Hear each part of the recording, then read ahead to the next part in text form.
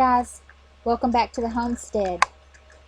My potato patch is a little bit, I'm in here a little bit too early.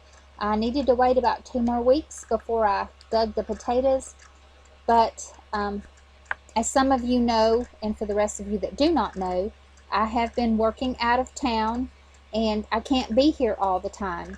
So we had a lot of rain moving in, and I decided that it might be a good time for me to go ahead and get in the potato patch and see what's going on and pull them out, because I did see some ants in there crawling around on the sides, and I thought, let's get in here and see what's going on. So I grew this little patch. It's 3 foot wide by 7 foot long.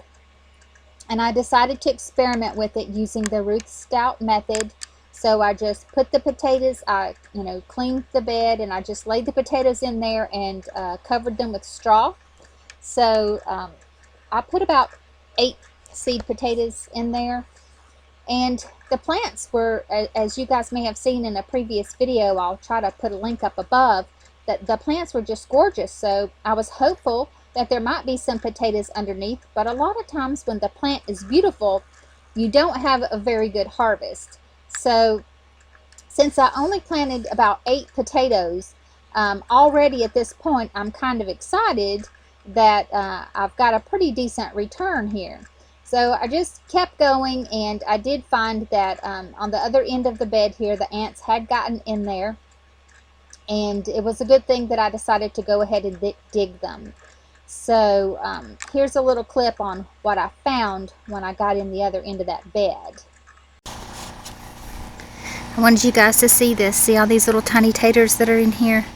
I'm digging these way too early, but I can't be here to dig them. They need maybe another 2 weeks. But see, I've got some ants that have moved into the bed, and since I can't be here to take care of them, I decided to take advantage of the day and go ahead and harvest them so that I'll get something rather than waiting around and getting nothing. For the number of tiny potatoes that I found down in the bed, and by the way, don't walk in your beds like I'm doing. I don't know if you can see that panel there, but I had to block it off to keep the goats out of there, and I didn't have time to take it all down to get in there to harvest the potatoes. I was that pushed for time. But anyway, I lost count of how many little buckets there that I collected. I don't know if it was 4 buckets or 5 buckets, but at least 4 buckets. And so considering the amount of work that I put into it and the number of potatoes that I planted and the fact that I was harvesting weeks early, I was really thrilled with how many potatoes that we got. And there was only like 2 potatoes down at the other end that had been damaged. So it was really exciting. And y'all know I had to go in and cook some of these things up.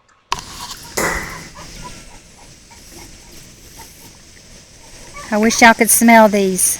Oh my gosh, this smells so good. So good. There is nothing like food that you've grown yourself. Nothing like it. Yes, I'm outside, guys. Got my little camp stove out here cranked up because it is too hot to be cooking in the house. And I am rushing against the rain trying to get it done because I don't have a cover over it. So anyway, just wanted to share that with you guys here on the Tater video. Y'all have a good one.